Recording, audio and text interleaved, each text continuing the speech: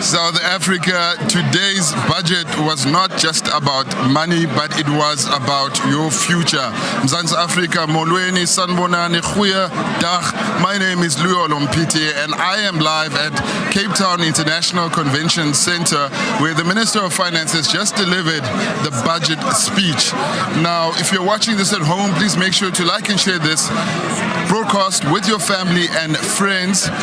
What was interesting already off the bat, we've seen some great DA wins coming out of this particular budget. Now, to unpack this with us, we're joined by Dr. Mark Burke. Dr. Mark Burke, welcome. Thank you for joining us. How do you feel after this budget? It's good to be with you. We are feeling cautiously optimistic, but we need to have a focus on getting the economy going. We need to have efficient spending, and if we do that, we'll be creating jobs for South Africans at home, wondering when life will improve for them. Dr. Mark, we've noticed that there are key DA wins that came out of this budget. Can you take us through what those wins are? There are a number of areas that look positive at the moment, and I'd want to chat about not just what those are, but what they mean. And what they mean for people at home is we'll now have an audit of ghost employees, which is people who do not exist but get paid every month, which means that people who do exist and need jobs and are able to provide services such as being doctors, nurses, teachers, are able to now get those jobs, and the corruption of these ghost employees will start getting chipped back at. At the same time, we'll have a spending review that looks across government departments, but perhaps most importantly, we didn't see any increases in value-added tax, personal income tax or corporate tax as part of this budget, which means life will not get more expensive for the benefit of government because of the budget speech today. Mark, we have heard a lot as the DA, we've been saying that economic growth and jobs is at the forefront of our agenda. What do you think this budget says about that? Well, one of the biggest line items in this budget, in fact the biggest growing line item, is infrastructure spending, where we're now set to spend over the next 3 years more than R1 trillion on infrastructure. That's really positive because in the short term we create jobs when we invest in infrastructure, and in the long term what we do is we create the environment for the private sector to be able to create opportunities.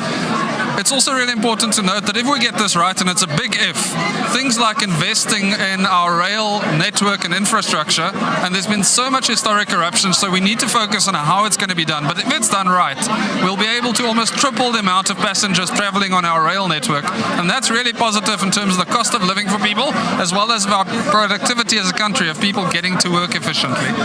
Mark, this is Budget 3.0. What happens now? I think a lot of South Africans watching at home want to know, after this process, what follows next?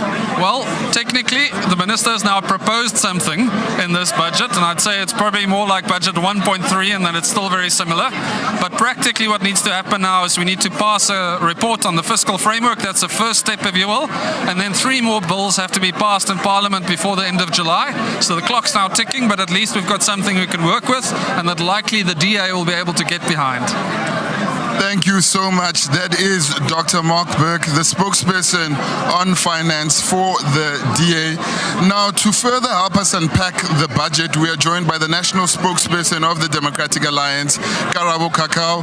Karabo, welcome to the DA's broadcast. The budget has been presented. What's your take? Molo Khatebe. Our budget is one that we as the Democratic Alliance cautiously support, but we are very happy to see 2 particular highlights that we've spoken to.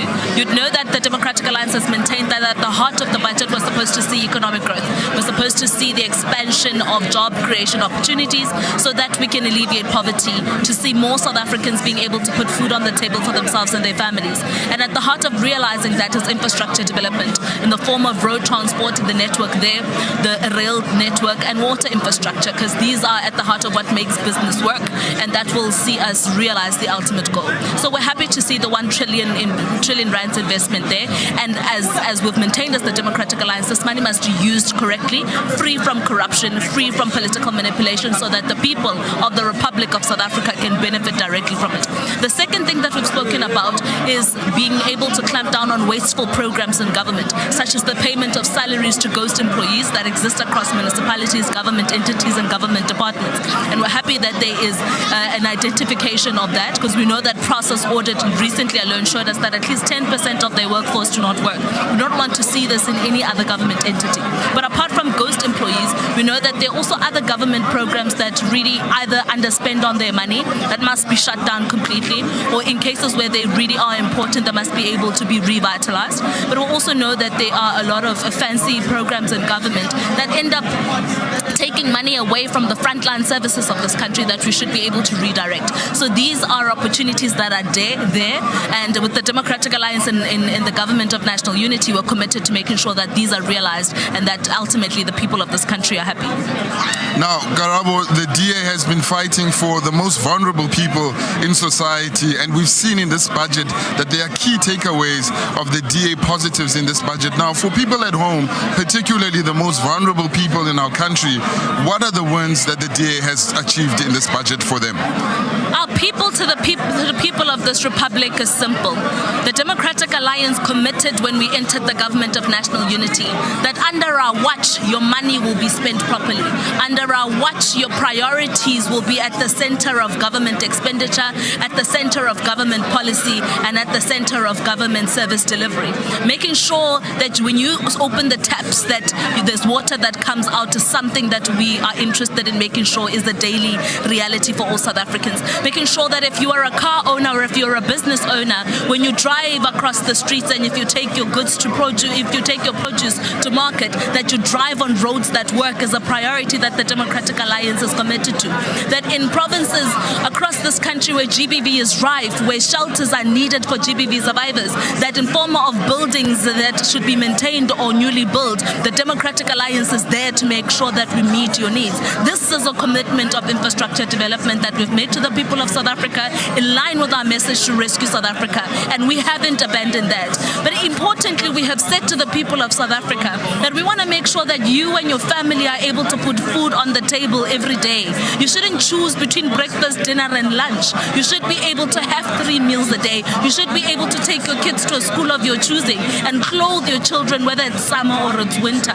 Equally, it is important that when we look at the government's purse, that it is free of corruption, that we don't have thieves that are prioritizing their stomachs and their pockets in the form of cadres while you are suffering and you do not have service delivery. That is the commitment that the Democratic Alliance has made to South Africa, and in line with that, we wanted to make sure that what was tabled today will be cautiously guarded and implemented. Thank you so much. That was Karabo Kakao, the DA national spokesperson. Now, it's quite clear from what we heard, it is about economic growth and jobs. The DA is fully committed to ensuring that we fight for ordinary South Africans, that South Africans are put at the forefront of South Africa's agenda. This broadcast was about showing that the DA indeed has an agenda for economic growth and jobs, and indeed showing that we will not stop until we have seen the growth for all South Africans in this country. Now, if you're watching this at home, this does not stop for you. Follow our social media apps. Follow us on YouTube. Follow us on Twitter, X, TikTok. Please do follow us. Your support means the world. It helps us and encourages us to continue the fight. Thank you so much if you're watching from home, from joining us in this live broadcast. My name is Luyo Lompiti, and I will see you soon.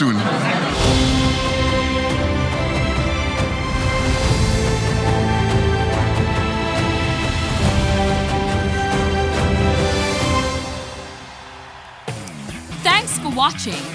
Join the mission to rescue South Africa. Like and follow us on Facebook, TikTok, Instagram, and X. Subscribe to our YouTube channel and hit that notification bell. Join the DA, because the DA gets things done.